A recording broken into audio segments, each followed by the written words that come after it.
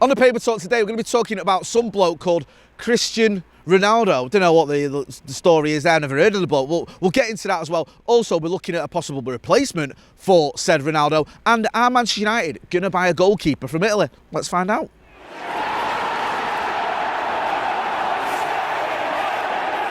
Jay here, Stretford, Paddock. This is the Paper Talk. As you can see, I'm outside Old Trafford where it's mild, shall we say, but I would still bring you Parker if you've got one, even though mine hasn't got a hood at the minute. Let's get into it anyway. Loads of stories to get through this morning. And as you would expect, some of them focus on a certain Cristiano Ronaldo. We'll get to that in a minute. There's other stories doing the rounds as well, because apparently there's other people at Manchester United or other news items at Manchester United that don't involve our number 7. Anyway, first of all, United have been linked with a goalkeeper. I saw this in Stretty News and I've seen it in other places as well. And I think it comes from Calcio Mercato. And this is the Manchester United. Now listen, I've gone into the original article here and I've translated it. And the translation isn't great, but my Italian isn't great, so I'm having to go through the translation. So forgive me when I read this, it doesn't make perfect sense. But it says here, Milan offers from the Premier League for Magnan. The doorman likes it, and the agent collects the proposals. Interesting. It then goes on to say, Milan, the call of Tottenham, and the sirens of Manchester United. So yeah, it says that basically his salary is around 2.8 million a season, which is quite low, I think. And that United and Tottenham are looking at him. Thankfully, Stretty News have done an article in it that makes a little bit more sense. And they're saying AC Milan's Mike Magnan has become the latest goalkeeper to get linked with a move to Manchester United. He's one of the highest rated goalkeepers in world football. It doesn't surprise us at the time David De Gea's contract is running out. De Gea's contract runs out in the summer, but he could get an extension. So it'll be interesting to see what happens with that. Is he going to get an extension, or are United going to look elsewhere? Because there's a big question about whether David De Gea can play the kind of football that Erik ten Hag wants to play. We'll get to the Ronaldo story in a minute. There's also other stories doing the rounds. Footage emerged of Erik ten Hag tearing into Luke Shaw to get United to go for the winner at Chelsea. The Metro have got this story, and I saw it doing the rounds on social media last night, I think it was, and early this morning. It's just Erik ten Hag at the end of the game, 95th minute, whatever. Luke Shaw was basically doing keepy uppies down in our own area, or our own half. And Erik ten Hag was going mad at him to get the ball up to go for the winner, which is good to see, really, isn't it? I mean, Erik ten Hag needs to take a bit of credit, I think, for Sunday. I know a draw at Stamford Bridge isn't the most amazing result, but I think Laurie Whitwell did a piece and he was talking about how Erik ten Hag made tactical changes when Chelsea got their goal to try and get United back in the game. Now, some people go, well, he's a coach, that's what he should be doing. But let's not forget, you know, last season we had a guy in Moscow on his laptop giving instructions to Chris Armas. Now, none of those things should have been happening. Chris Armas shouldn't have been having anything to do with Manchester United Football Club, and he certainly shouldn't have been on the phone to someone in Moscow who was watching things on the telly or on a laptop and giving him tactical instructions. It was a farce, and I'm just glad we've got a proactive manager who seems to know what he's doing. Another story doing the rounds, well, we'll get into the Ronaldo one because it all ties in together. So, in terms of Cristiano Ronaldo, the big story doing the rounds this morning, or late last night, early this morning, is that Chelsea could offer Cristiano Ronaldo a way out of his Old Trafford nightmare in January. Yeah, such a nightmare, and it getting paid £500,000 a week. This is in the Mail.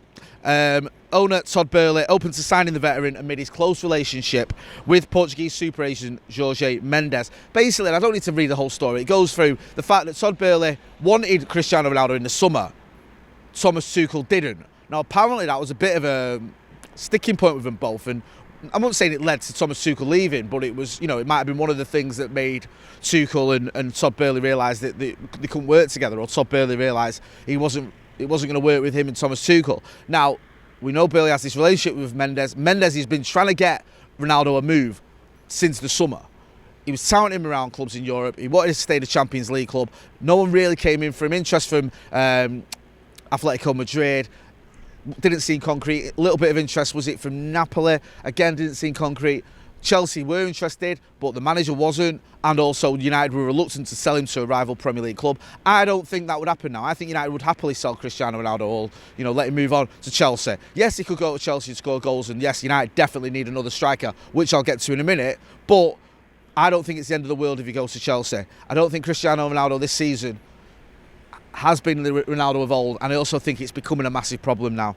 it's causing issues. You've got this sort of, I'm not saying civil war, that sounds a bit melodramatic, sounds like a Marvel film, but you've got ex-players sticking up for Ronaldo, criticising the manager. You've got current players getting asked about it and having to sort of swerve it. You've got the manager getting asked about it constantly, and he's obviously taken a decision where Ronaldo didn't feature in the Chelsea squad, and I think he's been fined as well. I'm not sure whether that's 1 week or 2 weeks' wages. So it has become a bit of an issue, and it could end up sort of undermining what Erik ten Hag is going to do. Now, just on that front, I'll get to the other story here. Manchester United consider Lautaro Martinez as Cristiano Ronaldo replacement amid more transfer rumours. Now, this is I think this has come from Gazzetta dello Sport. This has come from the Evening News. But there's two stories here. There's it has come from Gazzetta dello Sport, saying that we're looking at Brahim Diaz, who obviously was at City, and apparently there's a City tax on there, or a United tax, that if we went and got him, we'd have to pay extra. I don't think we'd go in for him. I don't really rate him that much, to be honest with you. And also, we're in for Lautaro Martinez from Inter Milan. Now, Martinez has obviously been doing very well. I think he's got 6 goals in 11 Serie A games this season. I saw a report saying after the Italian striker, he's not Italian striker, he's Argentinian. Listen, we love Argentinians, don't we? At United. Martinez from Argentina, come at United, get him. If he's anything like Lisandro, he must be mint. No, but seriously, Lautaro Martinez, good player, striker, could score goals. We definitely need one if Cristiano Ronaldo moves on. So that kind of makes a little bit of sense there. Just on the Cristiano Ronaldo front as well, there's a story in the Express about when he told his teammates that it would be detrimental for him to be on the bench, spending hours in the cold. They picked up on that and saying, is that an indication that he ain't going to be all happy about being on the bench? Also, there's a quote from Gary Neville on Sky Sports where it says Man United should end the Ronaldo relationship this week. He's basically saying that United need to do something quickly. It says end it this week or create a truce to get to the World Cup and then end it, because this has to end, says Neville.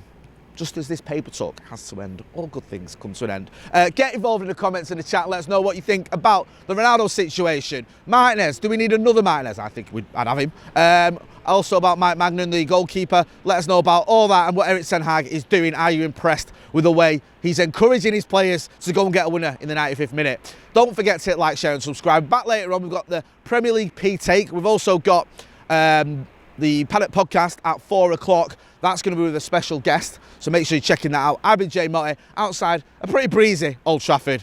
Thanks for watching.